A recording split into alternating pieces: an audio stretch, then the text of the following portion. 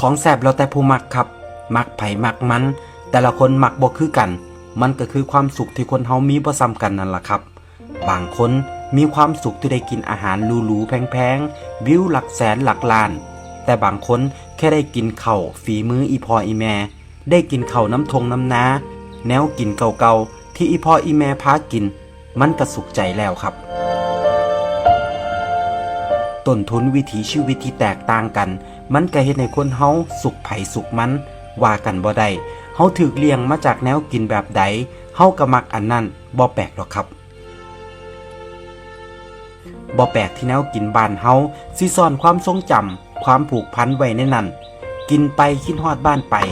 คิดพอสมัยแต่กี้แต่ก่อนคิดฮอดตอนออกไปหามาอยากมากินเฮาเคยผูกพันกับแนวกินอันใดไปอยู่ไกลบ่ได้กินคือเก่าเฮาก็อยากหวนคืนกลับมากินมันอีกแนวกินหลายอย่างมันกลายเป็นภาพแทนของไทยบ้านเฮาเลยก็ว่าได้ครับแค่เห็นข้าวเหนียวส้มตำลาบก้อยข้างทางหรือแนวกินอีสานบ้านเฮาอยู่ต่างถิ่นเฮาก็คิดฮอดบ้านแล้วแต่เสื้อบ่